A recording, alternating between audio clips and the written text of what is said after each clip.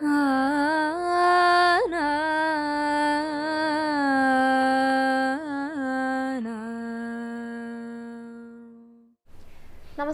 Guruvayur devotees ഓൺലൈനിലേക്ക് ഏവർക്കും സ്വാഗതം. സർവം കൃഷ്ണമയം. കൃഷ്ണായ വാസുദേവായ ദേവകീ നന്ദനായ ച നന്ദഗോപകുമാരായ ഗോവിന്ദായ നമോ നമഃ. നമുക്കിന്ന് ദൃഷ്ടിദോഷത്തെ കുറിച്ച് പറയാം. ഇത് അനുഭവിക്കാത്തവരായിട്ട് ആരും തന്നെ ഉണ്ടായിരിക്കില്ല. പലർക്കും പല സമയങ്ങളിൽ പല സന്ദർഭങ്ങളിലായിട്ട് തീർച്ചയായിട്ടും സംഭവിച്ചിട്ടുണ്ടായിരിക്കും. ഇത് പലരും ഇല്ല എന്നൊക്കെ പറയും എങ്കിൽ കൂടെ അത് അനുഭവിച്ചാൽ മാത്രമേ ഇത് ഉണ്ട് എന്ന് മനസ്സിലാകുള്ളൂ. അപ്പം അനുഭവിച്ചു കഴിഞ്ഞാൽ ശരിയാണ് കേട്ടോ, ദൃഷ്ടിദോഷം അല്ലെങ്കിൽ കണ്ണേറ്, നാവേറ് ഇതൊക്കെ ഉള്ളതാണ് എന്ന് പലരും പറയും. അപ്പൊ ഇത് പ്രധാനമായിട്ടും വരുന്നത്, എൻ്റെ അടുത്ത് പലരും ചോദിക്കാറുണ്ട് കേട്ടോ, ഈ കണ്ണേറ് മാറാനായിട്ട് എന്ത് വഴിപാടാ ചെയ്യേണ്ടതെന്നൊക്കെ ചോദിക്കാറുണ്ട്. അതേപോലെ തന്നെ ഇപ്പൊ നമ്മളിപ്പോൾ സോഷ്യൽ മീഡിയാസിലൊക്കെ ഫേസ്ബുക്കിലോ വാട്സാപ്പിലോ ഫോട്ടോസ് ഇടുക, അതായത് ഇപ്പോൾ പാർട്ട്നേഴ്സ് ആയിട്ടുള്ള ഫോട്ടോസ്, കുട്ടികളുടെ ഫോട്ടോസ്, സന്തോഷകരമായിട്ടുള്ള ഏതെങ്കിലും നിമിഷങ്ങൾ പങ്കുവെക്കുന്ന ഫോട്ടോസൊക്കെ അപ്ലോഡ് ചെയ്ത് കഴിഞ്ഞാൽ പിന്നെ ആകെ പ്രശ്നമായി. പിന്നെ എങ്ങനെയാ പ്രശ്നങ്ങൾ വരുന്നതെന്ന് അറിയില്ല. വയ്യായകളായി, കുട്ടികൾക്കാണെങ്കിൽ ഹോസ്പിറ്റലിലേക്ക് കൊണ്ടുപോകേണ്ട അവസ്ഥയായി, ആകെ വഴക്കായി, പ്രശ്നങ്ങളായി. അപ്പൊ ഇത് പലരും പറയാറുണ്ട്. എങ്ങനെയാണ് തമാശ രൂപത്തിലാണ് പറയുന്നതെങ്കിൽ കൂടിയിട്ട് ഇതുകൊണ്ടാണ് സോഷ്യൽ മീഡിയയിൽ അപ്ലോഡ് ചെയ്തു പ്രശ്നങ്ങൾ തുടങ്ങായി എന്ന് പറയും. അപ്പൊ ഇതൊക്കെ സംഭവിക്കണത് എന്തുകൊണ്ടാ? ഈ കണ്ണേർ കൊണ്ട് തന്നെയാണ് സംഭവിക്കണത്. ആ ദുഷിച്ച കണ്ണുകൾ, ആ കണ്ണേർ എന്ന് പറയില്ല, ആ നോട്ടം, ഈവിൾ ഐ എന്നൊക്കെ പറയാറുണ്ട്. അപ്പൊ അത് സത്യത്തിൽ ഉള്ളത് തന്നെയാണ്. അപ്പൊ ഇതൊക്കെ എങ്ങനെയാണ് ഈ കണ്ണേർ വരുന്നത്, ഏതൊക്കെ സന്ദർഭങ്ങളിലാണ് അത് വരിക, എങ്ങനെയാണ് നമ്മളെ അത് ബാധിക്കുക, അത് മാറ്റാനായിട്ട് എങ്ങനെയാണ് അതിന്റെ പ്രതിവിധികൾ, അതിന്റെ പരിഹാരങ്ങൾ, അതിനെ കുറിച്ചാണ് ഇന്നത്തെ വീഡിയോയിൽ നമ്മൾ പറയാനായിട്ട് പോകുന്നത് കേട്ടോ. ഇത് കൂടുതലും പണ്ടുകാലങ്ങൾ മുതൽ നമ്മൾ ചെയ്തുകൊണ്ട് വരുന്ന, അല്ലെങ്കിൽ നമ്മുടെ പൂർവികരെ, പഴമക്കാര്, മുത്തശ്ശിമാര് ഒക്കെ അങ്ങനെ ചെയ്തുകൊണ്ട് വരുന്ന കാര്യങ്ങളെ കുറിച്ചാണ് കൂടുതലായിട്ടും പറയുന്നത്. അപ്പൊ ഇന്നത്തെ കാലത്ത് അതേപോലെ ഒന്നും നമുക്ക് ചെയ്യാൻ സാധിക്കില്ലെങ്കിലും ഈ ഒരു സിറ്റുവേഷനിൽ നമുക്ക് ചെയ്യുന്നത്, അതായത് ഇതിനെ എങ്ങനെ പ്രതിരോധിക്കാം അതിനെക്കുറിച്ചും കൂടെ പറയാമെന്ന് വിചാരിക്കുകയാണ് കേട്ടോ. അപ്പൊ ദൃഷ്ടിദോഷത്തെക്കുറിച്ചും അതിന്റെ പരിഹാരങ്ങളെ കുറിച്ചുമാണ് ഇന്നത്തെ വീഡിയോയിൽ നമ്മൾ പറയാനായിട്ട് പോകുന്നത്. അപ്പോൾ വീഡിയോ എല്ലാവരും മുഴുവനായിട്ട് കാണാൻ ശ്രമിക്കുക. നമുക്ക് ആദ്യം തന്നെ ഗുരുവായൂരപ്പന്റെ ഇന്നലത്തെ അലങ്കാരം പറഞ്ഞുകൊണ്ട് തുടങ്ങാം. ഗുരുവായൂരപ്പൻ ഇന്നലെ താമരക്കടനായിട്ടായിരുന്നു അലങ്കാരം ചാർത്തിയിട്ടുണ്ടായിരുന്നു കേട്ടോ. നല്ല ഭംഗിയുള്ള ഒരു താമരപ്പൂവില് ഭഗവാൻ കയറി നിൽക്കുകയാണ്. അത് വലത്തെ കയ്യിൽ വെണ്ണൂരലയും പിടിച്ചിട്ടുണ്ട്, ഇടത്തെ കയ്യിൽ പൊന്നോടക്കുഴലും പിടിച്ചുകൊണ്ട് പുഞ്ചിരി തൂകി നിൽക്കുന്ന ഭഗവാനായിട്ടായിരുന്നു ചാർത്തിയിട്ടുണ്ടായിരുന്നത് കേട്ടോ. താമരക്കണ്ണനായിട്ട് മനോഹരമായിട്ട് ചാർത്തിയിട്ടുള്ള ഒരു അലങ്കാരമായിരുന്നു. 3 തിരുമുടി മാലകൾ ഉണ്ടായിരുന്നു. ഒരെണ്ണം തെച്ചിയും തുളസിയും താമരയാണ്, പിന്നെ ഒരെണ്ണം തുളസിയാണ്, പിന്നെ ഒരെണ്ണം നന്ദ്യാർവട്ടമാണ്. 2 ഉണ്ടമാലകളുണ്ട്, രണ്ടും ഒരേപോലത്തെയാണ് കേട്ടോ. തെച്ചിയുണ്ട്, തുളസിയുണ്ട്, താമരയുണ്ട്. ഇതിന് നടുക്കാണ് വെണ്ണയും ഓടക്കുഴലും പിടിച്ചുകൊണ്ട് താമരയിൽ കയറിയിട്ട് ഭഗവാൻ നിൽക്കുന്നുണ്ടായിരുന്നത്. അപ്പൊ കുറേ ദിവസമായി താമരക്കണ്ണനൊക്കെ ആയിട്ട് ചാർത്തിയിട്ട്, താമര കയ്യിൽ പിടിച്ചിട്ടൊക്കെ ഭഗവാൻ നിൽക്കാറുണ്ട്. പക്ഷെ താമരയിൽ കയറി ഇരിക്കുക, അല്ലെങ്കിൽ താമരയിൽ കയറി നിൽക്കുക, ഇതൊക്കെ കുറേ ദിവസമായി ഇങ്ങനെയുള്ള ലീലകളൊക്കെ ചെയ്തിട്ട്. അപ്പൊ ഭഗവാന്റെ പ്രിയപ്പെട്ടവർക്ക് വളരെ പ്രിയപ്പെട്ട ഒരു അലങ്കാരം തന്നെയാണ് കേട്ടോ. ഓടക്കുഴൽ, ഉണ്ണിക്കണ്ണൻ, ചതുർബാഹു, അത് കഴിഞ്ഞാൽ പിന്നെ താമരക്കണ്ണൻ ഇഷ്ടപ്പെടുന്ന അനേകം പേരുണ്ട്. അപ്പൊ നമ്മൾ ഈ അലങ്കാരം പ്രവചിക്കുന്ന വീഡിയോക്ക് ചൂടിയായിട്ടേ കുറേ താമരക്കണ്ണനായിട്ട് വരും, ഇന്ന് താമരക്കണ്ണനായിരിക്കും ഭഗവാൻ, അങ്ങനെയൊക്കെ കുറേ പേര് പറയാറുണ്ട് കേട്ടോ. അങ്ങനെ പറഞ്ഞിട്ടേ എല്ലാവരുടെയും ആ ഒരു ഇഷ്ടം ഭഗവാനെ കേൾക്കാതിരിക്കാനായിട്ട് സാധിക്കില്ലല്ലോ. അപ്പൊ ആ ഒരു ആഗ്രഹം സാധിച്ചു കൊടുത്തിരിക്കുകയാണ് ഭഗവാൻ ഇന്നലെ താമരക്കണ്ണനായിട്ട് വന്നിട്ട് കേട്ടോ. താമരയിൽ കയറിയിട്ട് നിൽക്കുകയായിരുന്നു പുഞ്ചിരി തൂകിക്കൊണ്ട്. നമ്മുടെ മിടുക്കനായിട്ടുള്ള ഉണ്ണിക്കണ്ണൻ തന്റെ ഭക്തരെയൊക്കെ സന്തോഷിപ്പിക്കാനായിട്ടും ഏത് രൂപത്തിലും ഭാവത്തിലും കണ്ടു കഴിഞ്ഞാൽ ഭഗവാൻ എല്ലാവർക്കും ഇഷ്ടമാണ്. എന്നാലും താമരക്കണ്ണൻ ഫേവറേറ്റ് അലങ്കാരം, അല്ലെങ്കിൽ ഇഷ്ടമുള്ള അലങ്കാരമായിട്ടുള്ള ഒരുപാട് പേരുണ്ട്. അപ്പൊ അവരെയൊക്കെ കൂടുതൽ സന്തോഷിപ്പിക്കാനും കൂടെ വേണ്ടിയിട്ടാണ് താമരക്കണ്ണനായിട്ട് ഭഗവാൻ ഇന്നലെ വന്നിട്ടുണ്ടായിരുന്നു കേട്ടോ. അപ്പോൾ സാധാരണ ഭഗവാൻ കുട്ടികളുടെ കൂടെ കളിക്കാനൊക്കെ ആയിട്ട് വൃന്ദാവനത്തിലെ കാട്ടിലേക്ക് കളിക്കാനൊക്കെ ആയിട്ട് പോകുമ്പോൾ ഈ താമരയിൽ കയറി നിന്നുകൊണ്ട് വേണുകാനൊക്കെ പൊഴിക്കാറുണ്ട് കേട്ടോ. അങ്ങനെയുള്ള കാര്യങ്ങളൊക്കെ കൂട്ടുകാരൊക്കെ ചെയ്തു കൊടുക്കാറുണ്ട്. താമര കൊണ്ടുവന്ന് വെച്ച് കൊടുക്കും, അതിൽ ഭഗവാൻ കയറി നിൽക്കും, എന്നിട്ട് ഓടക്കുഴൽ വിളിക്കും. അപ്പം അങ്ങനെയൊക്കെ തന്നെ ആയിരുന്നു ഇന്നലെ വിചാരിച്ചത്. പക്ഷെ ഭഗവാന് കുറച്ച് വിശപ്പൊക്കെ വന്നിട്ടുണ്ട് എന്ന് തോന്നുന്നു. അപ്പം ആദ്യം കുറച്ച് വെണ്ണ കഴിച്ചിട്ട് ആ വിശപ്പൊക്കെ ഒന്ന് മാറിയതിന് ശേഷമാകാം ഓടക്കുഴലൊക്കെ വിളിക്കണത് എന്നുള്ള ഒരു ഭാവത്തിൽ ആ വെണ്ണയും കൂടെ കയ്യിൽ പിടിച്ചുകൊണ്ടാണ് ഭഗവാൻ ഇന്നലെ താമരയിൽ നിൽക്കുന്നുണ്ടായിരുന്നു കേട്ടോ. അങ്ങനെ താമരക്കണ്ണനായിട്ട് നിൽക്കുന്ന ഭഗവാനായിരുന്നു. അപ്പോൾ ആ ഭഗവാന്റെ രൂപം എല്ലാവരും ഒന്ന് മനസ്സിൽ കണ്ടുകൊണ്ട് നന്നായിട്ട് തൊഴുതു പ്രാർത്ഥിച്ചോളൂ കേട്ടോ. ഭഗവാന്റെ ആ താമരപ്പൂ പോലെയുള്ള പാദങ്ങളിൽ എല്ലാവരും ഒന്ന് നമസ്കരിച്ചോളൂ. ഗുരുവായൂരപ്പ ശരണം എന്നൊന്ന് കമന്റ് ബോക്സിൽ രേഖപ്പെടുത്തിക്കോളൂ. അപ്പോൾ ഇനി നമുക്ക് കണ്ണേറിനെ കുറിച്ച് പറയാം. അതായത് ദൃഷ്ടിദോഷം, നാവേറ്, അങ്ങനെയൊക്കെ പറയാം. അതായത് ദോഷമാണ്, നമ്മളെ ബാധിക്കുന്ന ബുദ്ധിമുട്ടുകളാണ് ഇതെല്ലാം. ഇതൊക്കെ എങ്ങനെയാണ് ഉണ്ടാകുന്നത് വെച്ച് കഴിഞ്ഞാൽ മറ്റുള്ള എല്ലാവരും മനുഷ്യരാണ് അല്ലേ, ആ അസൂയ നിറഞ്ഞിട്ടുള്ള ആ ഒരു നോട്ടം ഉണ്ടല്ലോ, അതിലൂടെയാണ് ഇങ്ങനെയുള്ള ദോഷങ്ങളൊക്കെ സംഭവിക്കുക.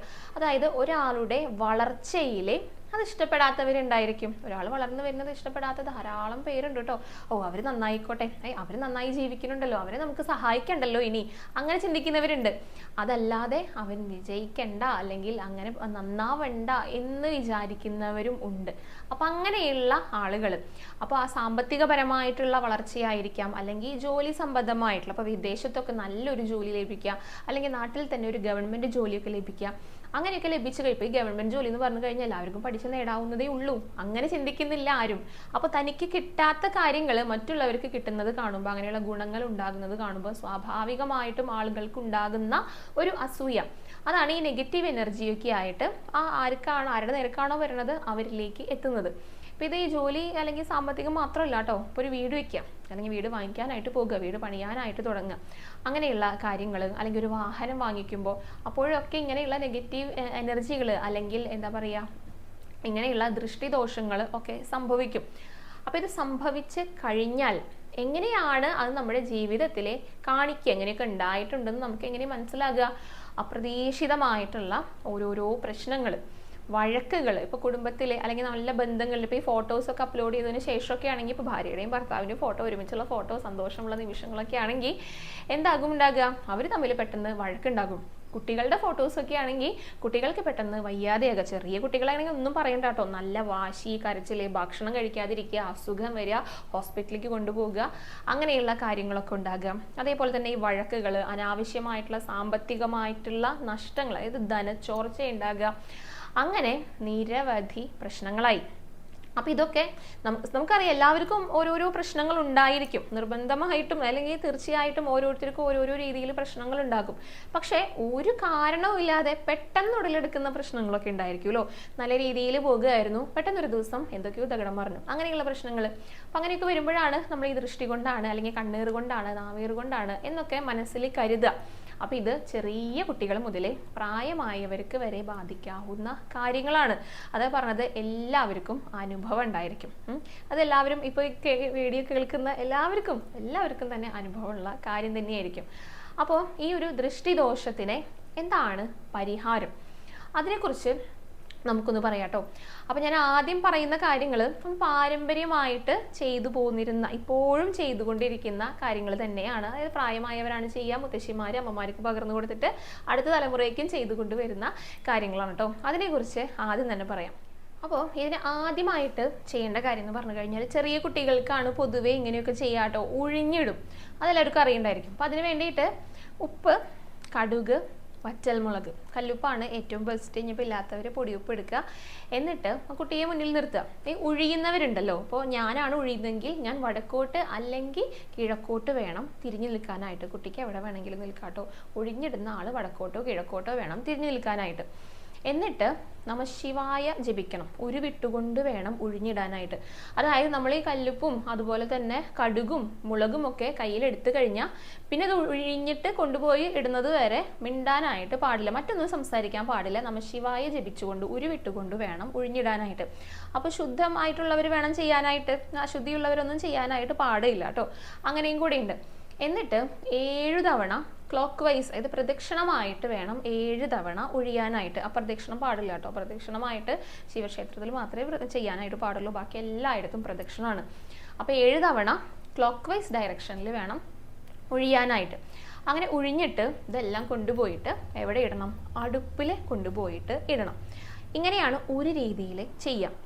പിന്നെ ചിലർ ചെയ്യുന്ന സമയത്ത് ഇങ്ങനെ ഉഴിഞ്ഞിട്ട് പിന്നെ അവസാനത്തെ ഒരു ഒഴിച്ചിൽ അത് ശിരസ് മുതലേ തല മുതലേ പാദം വരെയും ഒഴിയാറുണ്ട്. അങ്ങനെ ഒഴിഞ്ഞു കൊണ്ടുപോയിട്ട് ഇതുപോലെ അടുപ്പിലിടും. അപ്പോൾ അടുപ്പിലൊക്കെ കത്തിച്ചിട്ട്, ഇപ്പോൾ സാധാരണ പണ്ടത്തെ വീടുകളൊക്കെ ആണെങ്കിൽ വൈകുന്നേരം ഭക്ഷണമൊക്കെ ഉണ്ടാക്കിയാൽ ചോറൊക്കെ വെക്കുമല്ലോ, അപ്പോൾ അടുപ്പിൽ കനലൊക്കെ ഉണ്ടായിരിക്കും. അപ്പോൾ സ്വാഭാവികമായിട്ട് അവർക്ക് നേരിട്ട് കൊണ്ടുപോയിട്ട് ഇട്ടാൽ മതി. സന്ധ്യാസമയം ആവുമ്പോഴേക്കും ആ കനലൊന്നും പോയിട്ടുണ്ടായിരിക്കില്ല, അല്ലെങ്കിൽ ചെറുതായിട്ടൊന്ന് കത്തിക്കുമ്പോഴേക്കും അവിടേക്ക് അത് വന്നിട്ടുണ്ടായിരിക്കും. പക്ഷെ ഇന്നത്തെ കാലത്ത് അത് ആദ്യമേ തന്നെ ചെയ്തു വെക്കണം, സ്റ്റൗവൊക്കെ ഉപയോഗിക്കുന്നവരായിരിക്കും. അപ്പം അങ്ങനെ അടുപ്പിൽ കൊണ്ടുപോയിട്ട് ഇടാൻ സൗകര്യമുള്ളവരാണെങ്കിൽ അങ്ങനെ കൊണ്ടുപോയിട്ട് ഇടുക. എന്നിട്ട് അത് കത്തിക്കരിയുമ്പോൾ മുളകും കടുകൊക്കെ അല്ലേ, അതിൻ്റെ ആ ഒരു മണം അതൊക്കെ നോക്കിയിട്ട് ലക്ഷണം പറയുന്നവരും ഉണ്ട് കേട്ടോ. അങ്ങനെയുള്ളവരും പണ്ട് കാലത്തൊക്കെ ഉണ്ടായിരുന്നു. അപ്പം ഇതാണ് ഒരു രീതി, ഉപ്പും മുളകും കടുകും ഉപയോഗിച്ചിട്ട് ഉഴിഞ്ഞിടുക. ഇതൊക്കെ സാധാരണ സന്ധ്യാസമയത്താണ് ചെയ്യുക കേട്ടോ. വിളക്ക് കൊളുത്തി കഴിഞ്ഞിട്ടാണ് ഈ കാര്യങ്ങളൊക്കെ ചെയ്യാറുള്ളത്. പിന്നെ ചെറിയ കുട്ടികൾ എന്ന് പറഞ്ഞാൽ 28 കഴിഞ്ഞ കുട്ടികൾക്കാണ് ചെയ്യാനായിട്ട് പാടുള്ളൂ. അത് 28-ന് മുൻപ് ചെയ്യാനായിട്ട് പാടില്ല. അതേപോലെ തന്നെ കുട്ടികൾ ഉറങ്ങിക്കിടക്കുന്ന സമയത്തും ഉഴിഞ്ഞിടാനായിട്ട് പാടില്ല കേട്ടോ. ചെറിയ കുട്ടികളാവുമ്പോൾ എല്ലാ ദിവസവും ഉഴിഞ്ഞിടണം എന്ന് തന്നെയാണ് പറയാറുള്ളത്. പിന്നെ വേറൊരു രീതിയാണ് അന്തിത്തിരി ഒഴിയൽ എന്ന് പറയും. അതും 28 കഴിഞ്ഞ കുട്ടികൾക്കാണ് ചെയ്യാം. ഒരു 4-5 അല്ലെങ്കിൽ 5-6 വയസ്സ് വരെയൊക്കെ സാധാരണ കുട്ടികൾക്ക് അങ്ങനെ ചെയ്യാറുള്ളൂ കേട്ടോ. അപ്പോൾ ഈ അന്തിത്തിരി ഒഴിയുക എന്ന് പറഞ്ഞു കഴിഞ്ഞാൽ അതും 2 തരത്തിലുണ്ട്. അതിന് വേണ്ടിയിട്ട് ഒന്ന്, 28 കഴിഞ്ഞ കുട്ടിയുണ്ടല്ലോ, 28-ൻ്റെ അന്ന് വൈകിട്ട് വിളക്ക് കൊളുത്തി കഴിഞ്ഞാൽ ഇത് ചെയ്യാറുണ്ട്. അതായത് ഈ ഒരു പാത്രത്തിൽ അല്ലെങ്കിൽ ഒരു പ്ലേറ്റ് കിണ്ണുണ്ടല്ലോ, അതിൽ ഗുരുതി കലക്കും. അതായത് മഞ്ഞളും ചുണ്ണാമ്പും കൂടി മിക്സ് ചെയ്തിട്ട് വെള്ളം ഒഴിച്ച് കഴിഞ്ഞാൽ ഗുരുതിയായി. എന്നിട്ട് എന്ത് ചെയ്യണം എന്നറിയോ, തിരി എടുക്കുക. 12 തിരി എടുക്കുക. ഏറ്റവും കുറഞ്ഞത് 12 തിരിയാണ്, കൂടുതൽ 20 എണ്ണം ആവാം കേട്ടോ. പിന്നെ എന്താ വേണ്ടതെന്ന് അറിയോ, ഒരു പ്ലാവിൻ്റെ ഇല വേണം. പ്ലാവിൻ്റെ ഇല അല്ലെങ്കിൽ പഴുക്ക പ്ലാവിൻ്റെ ഇല അല്ലെങ്കിൽ എരിഞ്ഞിലിൻ്റെ ഇല. അപ്പോൾ ഇതിലേതെങ്കിലും എടുക്കാം. എന്നിട്ട് എന്ത് ചെയ്യണം, കുട്ടിയെ ഈ പറഞ്ഞ പോലെ നിർത്തുക. അല്ലെങ്കിൽ ഇപ്പോൾ എടുത്ത് നിൽക്കുന്ന ചെറിയ കുട്ടികളാണെങ്കിൽ നിർത്താൻ പറ്റില്ല, അല്ലെങ്കിൽ കിടത്തുക, എവിടെയെങ്കിലും ഒരു ഭാഗത്ത് കിടത്തുക. അമ്മമാരൊന്നും ഒഴിയാറില്ല കേട്ടോ, അമ്മമാർക്ക് ശുദ്ധമല്ലെന്നാണ് പറയുക. മുതിർന്നവരാരെങ്കിലും ഉണ്ടായിരിക്കുമല്ലോ, അവരാണ് ചെയ്യുക. അങ്ങനെ കിടത്തിയിട്ട് ഇതേപോലെ ഈ പ്ലാവിൻ്റെ ഇലയിൽ ഒരു തിരി എടുക്കുക. എന്നിട്ട് 3 തവണ ഒഴിയുക. എന്നിട്ട് എന്ത് ചെയ്യണം, ആ ഗുരുതി ഉണ്ടല്ലോ അതിലേക്ക് ഇടുക. എന്നിട്ട് അടുത്ത തിരി എടുക്കുക. ഓരോന്ന് 3 തവണ ഒഴിഞ്ഞിട്ട് ഈ 12 തിരിയും ഒഴിയാം. എന്നിട്ട് എന്ത് ചെയ്യണം, ഇതെല്ലാം കൂടെ വാരിയിട്ട് പുറത്തേക്ക് ഇറങ്ങുക. കിഴക്കോട്ട് ഇറങ്ങിയിട്ട് വടക്കോട്ട് കളയണം എന്നാണ് പറയുക. ഇതും പണ്ടുള്ള വീടുകളിലൊക്കെ ആവും പറ്റുക. ഇതിപ്പോൾ കിഴക്കോട്ട് ഇറങ്ങിയിട്ട് വടക്കോട്ട് കളയുക എന്ന് പറയുമ്പോൾ ഇറങ്ങാൻ തന്നെ പറ്റാത്ത അത്രയും സ്ഥലം, അല്ലെങ്കിൽ ഫ്ലാറ്റുകളിലൊക്കെ ആണെങ്കിൽ ഇതൊന്നും സാധിച്ചൊന്നും വരില്ല. അപ്പോൾ നമ്മൾ എങ്ങനെയാണോ വീടിനകത്തുനിന്ന് പുറത്തേക്ക് ഇറങ്ങുക, എങ്ങനെയെങ്കിലും പുറത്തേക്ക് ഇറങ്ങിയിട്ട് വടക്ക് ഭാഗത്തേക്ക് കൊണ്ടുപോയിട്ട് കളയുക. അങ്ങനെ ഉപേക്ഷിച്ചിട്ട് പിന്നെ അങ്ങനെ വാതിലടച്ച് വരണം എന്നാണ് പറയുക. ഇതിനെ അന്തിത്തിരി ഒഴിയുക എന്നാണ് പറയാറുള്ളത്. അതേപോലെയുള്ള ദൃഷ്ടിദോഷങ്ങൾ മാറാൻ, കുട്ടികൾക്കുള്ള കാരണമായിട്ടുള്ള വാശി, അങ്ങനെയുള്ള ബുദ്ധിമുട്ടുകളൊക്കെ ഉണ്ടെങ്കിൽ, കണ്ണീറൊക്കെ തട്ടിയിട്ടുണ്ടെങ്കിൽ അതൊക്കെ മാറാൻ വേണ്ടിയിട്ടാണ് ഇങ്ങനെയും ചെയ്യാറുള്ളത്. അപ്പോൾ ഇതും ചെയ്യാം. ഇതൊക്കെ സാധാരണ ചെറിയ കൊച്ചു കുട്ടികളൊക്കെയാണ് കൂടുതലും ചെയ്ത് കാണാറുള്ളത് കേട്ടോ. പിന്നെ ഒരു കാര്യം കൂടെ ചെയ്യും. ഇതേപോലെ ചെറിയ കുട്ടികൾക്ക് തന്നെ അവർക്കിപ്പോൾ ഒരു വല്ല വയറുവേദനയോ അങ്ങനെയൊക്കെ വരികയാണെങ്കിൽ, വയറ്റിൽ എന്തെങ്കിലും അസുഖങ്ങൾ അനുഭവപ്പെടുകയാണെങ്കിൽ, കുട്ടികൾക്ക് പൊതുവേ വയറുവേദനയൊക്കെ സ്ഥിരമായിട്ട് വരാറൊക്കെ ഉണ്ട് കേട്ടോ. അപ്പോൾ അങ്ങനെയൊക്കെ ഉണ്ടായിക്കഴിഞ്ഞാലും ഇതേപോലെ അന്തിത്തിരി ഒഴിയും. അതിന് വേണ്ടിയിട്ട് നല്ല നീളത്തിലുള്ള തിരിയാണ് എടുക്കുക. അത് നല്ല എടുക്കട്ട് എണ്ണയൊക്കെ മുക്കിയിട്ട് കുട്ടികളെ ഇതേപോലെ നിർത്തിയിട്ട് ഒഴിയും. ഉഴിഞ്ഞിട്ട് എന്താ ചെയ്യാന്നറിയോ, അടുക്കളയിലാണ് കേട്ടോ ചെയ്യുക. അടുക്കളയിലെ കിഴക്ക് ഭാഗത്തുള്ള ചുമരുണ്ടല്ലോ, അവിടെ ഇങ്ങനെ തൂക്കിയിടും, ഒട്ടിച്ച് വെക്കും. പണ്ടത്തെ ചുമരെന്ന് പറയുമ്പോൾ ആലോചിക്കണം, നമ്മളെല്ലാവരും ആലോചിക്കണം, നല്ല മിനുസുള്ള ചുമരൊന്നും ആയിരിക്കില്ല. അപ്പോൾ അതവിടെ എണ്ണയുടെ നനവും ഒക്കെ ആയിട്ട് അവിടെ വെച്ചത് ചിലപ്പോൾ അത് അവിടെ ഇരിക്കും, കൃത്യമായിട്ട് ഇരിക്കും. ഇന്നിപ്പോൾ അത് സാധിച്ചൊന്നും വരില്ല. അടുക്കളയുടെ ചുമര് എന്ന് പറഞ്ഞാൽ നമ്മുടെയൊക്കെ ആ ഉയരത്തിലുള്ള ഭാഗം ചിലപ്പോൾ ടൈലായിട്ടായിരിക്കും. അപ്പോൾ അവിടെ ഒട്ടിയിരിക്കുക എന്നൊക്കെ പറഞ്ഞു കഴിഞ്ഞാൽ അത് ബുദ്ധിമുട്ടാവും. അപ്പോൾ ഏതെങ്കിലും തരത്തിൽ കൊളുത്തിയിടുക അങ്ങനെയൊക്കെ ചെയ്യാറുണ്ട്. എന്നിട്ട് ആ തിരി കത്തി കഴിയുമ്പോഴേക്കും ഈ കുട്ടിക്ക് എന്താണോ ആ വയറിൻ്റെ പ്രശ്നം അത് മാറും എന്നാണ് പറയുക. അങ്ങനെയും കൂടെ പണ്ടുള്ളവർ മുത്തശ്ശിമാരൊക്കെ ചെയ്ത് കാണാറുണ്ടോ. എനിക്കൊക്കെ ചെയ്തിട്ടുണ്ട് ചെറുപ്പത്തിൽ. ഇതൊക്കെ എനിക്ക് നല്ല ഓർമ്മയുണ്ട്, ഈ ഉഴിഞ്ഞിടുന്നതും അതേപോലെ തന്നെ ഈ അന്തിത്തിരി ഉഴിയുന്നതും. അപ്പോൾ അതൊക്കെ ഈ മിക്ക ദിവസങ്ങളിൽ ഇതുപോലെ ചിലപ്പോൾ മടി കൊണ്ടുള്ള വയറുവേദന, ഭക്ഷണം കഴിക്കാൻ മടിയൊക്കെ ആയിട്ടുള്ള വയറുവേദന ആയിരിക്കും. അല്ലാത്ത സമയത്തും അങ്ങനെയൊക്കെ മുത്തശ്ശിയൊക്കെ ചെയ്തു തരാറുണ്ട് കേട്ടോ. അപ്പോൾ ഇതൊക്കെ പണ്ട് എല്ലാവരും ചെയ്തിരുന്നതാ. ഇന്നാണ് ഇതെല്ലാം കുറഞ്ഞു വന്നത്. അപ്പോൾ സാധാരണ ഒരു 5-6 വയസ്സ് വരെയുള്ള കുട്ടികൾക്കാണ് പൊതുവെ ഇങ്ങനെ ചെയ്യാറുള്ളത്. അത് കഴിഞ്ഞ ആൺകുട്ടികൾക്കാണെങ്കിലും അങ്ങനെ പെൺകുട്ടികൾക്ക് പക്ഷേ വലിയ കുട്ടിയാകുമല്ലോ, ആദ്യമായിട്ട് വലിയ കുട്ടിയാകുന്ന സമയത്ത് അന്ന് ചടങ്ങൊക്കെ കഴിഞ്ഞപ്പോൾ കുളിപ്പിക്കലൊക്കെ ഉണ്ടാവും. അതൊക്കെ കഴിഞ്ഞിട്ട് അന്ന് വൈകുന്നേരം ഇങ്ങനെ ഒഴിയാറുണ്ട് കേട്ടോ, അന്തിത്തിരിയൊക്കെ ഒഴിയാറുണ്ട്. അങ്ങനെയൊക്കെ ചെയ്യാറുണ്ട്. അല്ലാതെ വലിയവർക്ക് അങ്ങനെ പൊതുവെ അന്തിത്തിരി ഒഴിയുക അങ്ങനെയൊന്നും ചെയ്യാറില്ല. പക്ഷെ വലിയവർക്കും ഇതേപോലെയുള്ള കണ്ണീർ ദോഷങ്ങളൊക്കെ വരാറുണ്ട്. നമ്മൾ വിചാരിക്കും നമ്മൾ ഈ മലയാളികൾക്ക് മാത്രമാണ്, ഈ കേരളീയർക്ക് മാത്രമാണ് ഇങ്ങനെയുള്ള വിശ്വാസങ്ങളൊക്കെ ഉള്ളതെന്ന്. പക്ഷെ അങ്ങനെയല്ല കേട്ടോ. കേരളത്തിന് പുറത്തുള്ളവർക്ക്, തമിഴ്നാട് അങ്ങനെ എല്ലാ സംസ്ഥാനങ്ങളിലുള്ളവർക്ക്, എല്ലാ രാജ്യങ്ങളിലുള്ളവർക്കും ഇതേ പ്രശ്നങ്ങളുണ്ട്. ഈ ഈവിൾ ഐ എല്ലാവരെയും ബാധിക്കുന്ന കാര്യം. അവർക്കൊക്കെ അതിനെക്കുറിച്ച് നല്ല ധാരണയുണ്ട്. പക്ഷെ അത് അല്ലെങ്കിൽ ഒരു അന്ധവിശ്വാസം എന്നുള്ള രീതിയിൽ പലരും പറയുന്നത് കൊണ്ട് അതങ്ങനെ ആരും കാര്യമായിട്ട് പറയുന്നില്ല എന്നുള്ളൂ. ഇപ്പോൾ വിദേശ രാജ്യങ്ങളിലാണെങ്കിലും ഗൾഫ് അറബ് നാടുകളിലാണെങ്കിലും എല്ലായിടത്തും ഇതിനെപ്പറ്റി ബോധവാന്മാരാണ് എല്ലാവരും. അവരൊക്കെ ചെയ്യുന്ന ആ പ്രതിരോധ മാർഗങ്ങൾ നമ്മളിൽ നിന്ന് വ്യത്യസ്തമാണെന്ന് മാത്രം. ഇപ്പൊ ഈ കുമ്പളങ്ങിയൊക്കെ ഒഴിഞ്ഞിട്ടത് നിലത്ത് അല്ലെങ്കിൽ മുറ്റത്ത് കൊണ്ടുപോയിട്ട് പൊട്ടിക്കുന്ന അങ്ങനെയുള്ള കാര്യങ്ങളൊക്കെ നമ്മൾ പലരും കണ്ടിട്ടുണ്ട്. നമ്മുടെ നാട്ടിൽ അങ്ങനെ പൊതുവെ കുറവാണെങ്കിൽ കൂടിയിട്ട് സിനിമയിലൊക്കെ കാണാം അല്ലേ. അതേപോലെ തന്നെ സിനിമയിലത്തെ കാര്യമാണ് പറയണത്. ഇപ്പൊ വിവാഹത്തിന്റെ സമയത്തൊക്കെ ഇപ്പൊ നമ്മുടെ കേരളത്തിലുള്ളവർക്കല്ല കേട്ടോ, കേരളത്തിന് പുറത്താണെങ്കിൽ ഒരു കറുത്ത കുത്തൊക്കെ ഇടും. അതെന്ത് വേണ്ടിയിട്ടാ? ആ ദൃഷ്ടി ആ കുത്തിലേക്ക് വരാൻ വേണ്ടിയിട്ടാ, ആ സൗന്ദര്യത്തിലേക്ക് അല്ലെങ്കിൽ ആ ഒരുക്കങ്ങളിലേക്ക് വരാതിരിക്കാൻ വേണ്ടിയിട്ടാ അങ്ങനെ ചെയ്യാം. ഇത് ചെറിയ കുട്ടികൾക്ക് നമ്മൾ ചെയ്യാറുണ്ട്. ചെറിയ കുട്ടികൾക്കാണ് വലിയൊരു പൊട്ട് ഇവിടെ ഒരു കുത്ത്, കാലുമിലും കൈമിലും ഒക്കെ കറുത്ത പൊട്ടുകളൊക്കെ ഇട്ട് കൊടുക്കും. അങ്ങനെ ചെയ്യാറുണ്ട്. ചിലർ കണ്ണു പറ്റാതിരിക്കാൻ വേണ്ടിയിട്ട് ആ കണ്ണിലെ മഷി എടുത്തിട്ട് ഇവിടെയൊക്കെ തേച്ച് കൊടുക്കുന്നത് കാണാറില്ലേ. അതൊക്കെ എന്തിനു വേണ്ടിയിട്ടാണ്? ഈ ദൃഷ്ടി ദോഷത്തെ പ്രതിരോധിക്കാൻ വേണ്ടിയിട്ടുള്ള മാർഗങ്ങളാണ്. പിന്നെ വീടൊക്കെ പണിയുന്ന സമയത്ത്, ഏതെങ്കിലും പുതിയ ബിൽഡിങ്ങുകളൊക്കെ പണിയുന്ന സമയത്ത് അവിടെ ഒരു രൂപമൊക്കെ ഉണ്ടാക്കിയിട്ട് തൂക്കിയിടുന്നത് കണ്ടിട്ടില്ലേ? അതെ, അങ്ങനത്തെ വാങ്ങിക്കാനൊക്കെ കിട്ടും കേട്ടോ, ഈ രാക്ഷസന്റെ പോലെയുള്ള രൂപങ്ങളൊക്കെ. അതൊക്കെ ഈ കണ്ണേറിനെ പ്രതിരോധിക്കാൻ വേണ്ടിയിട്ടുള്ള കാര്യങ്ങളാണ്. കറുത്ത ചരട് കയ്യുമ്മ കെട്ട് ജപിച്ച് കെട്ടുന്നവരുണ്ട് കേട്ടോ, അതല്ലാതെയുണ്ട് ഒറ്റക്കാലിലൊക്കെ കറുത്ത ചരട് കെട്ടുന്നവര്, കറുത്ത പൊട്ടുകൾ തൊടുന്നവര്. ഇതെല്ലാം ഇതേപോലെ തന്നെ ചില വീടുകളിലൊക്കെ ഈ ഈവിൾ ഐനെ പ്രതിരോധിക്കാനായിട്ട് ഹാങ്ങിങ്സ് ഒക്കെ ഉണ്ട്. ഈ ചൈനീസ് അങ്ങനെ നിർമ്മിത അങ്ങനെ ഹാങ്ങിങ്സ് ഒക്കെ ഉണ്ട്. അതേപോലെ തന്നെ ഇപ്പൊ പലരും ചെയ്യാറുള്ള കാര്യം, ഞാനും ചെയ്യാറൊക്കെ ഉണ്ട് കേട്ടോ.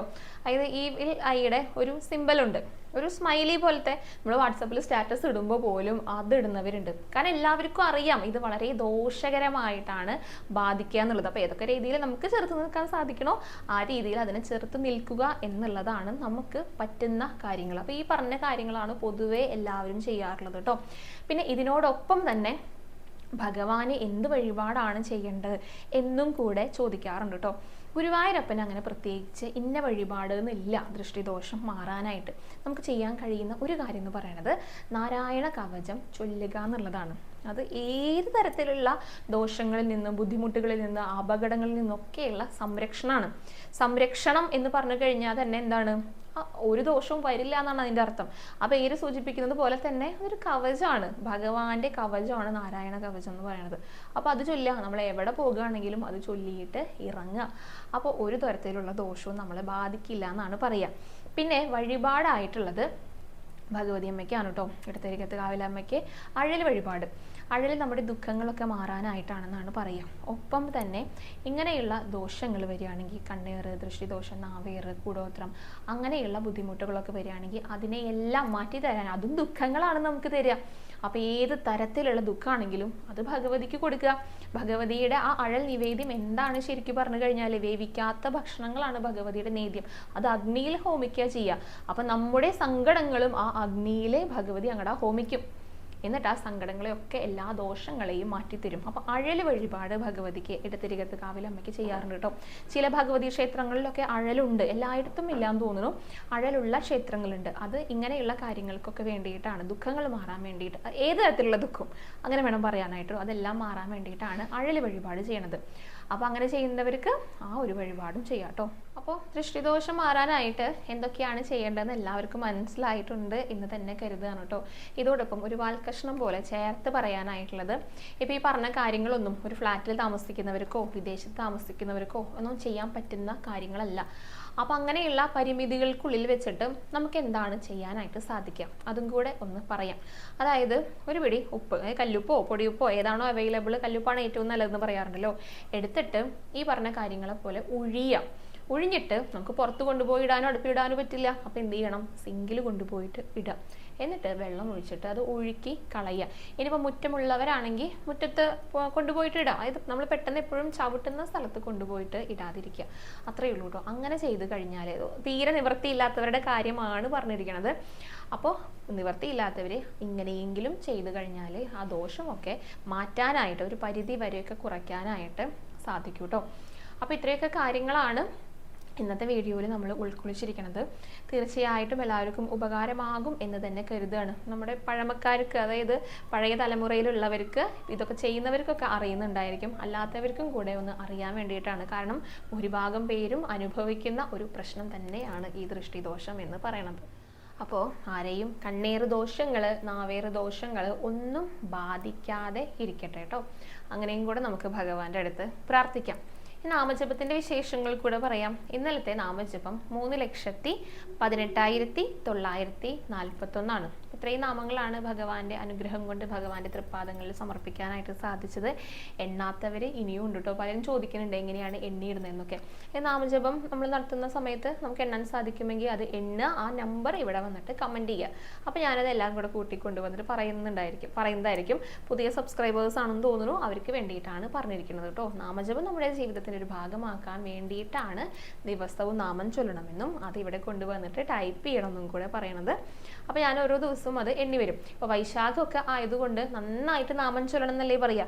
അപ്പോൾ എല്ലാവരും നന്നായി തന്നെ ചൊല്ലിക്കോളൂ കേട്ടോ. ഓരോ ദിവസവും കൂടുതൽ നാമം ചൊല്ലാനായിട്ട് എല്ലാവർക്കും സാധിക്കട്ടെ. ഗുരുവായൂരപ്പൻ അതിനുള്ള അനുഗ്രഹങ്ങൾ, അതിനുള്ള സാഹചര്യങ്ങൾ നമുക്ക് എല്ലാവർക്കും ഒരുക്കി തരട്ടെ. അപ്പോൾ ഇന്നത്തെ വീഡിയോ ഇവിടെ അവസാനിക്കുകയാണ്. ഇനി കൂടുതൽ വിശേഷങ്ങളും അലങ്കാരങ്ങളും ഒക്കെ ആയിട്ട് നാളത്തെ വീഡിയോയിൽ കാണാം കേട്ടോ. ഹരേ കൃഷ്ണ, ഹരേ ഗുരുവായൂരപ്പ.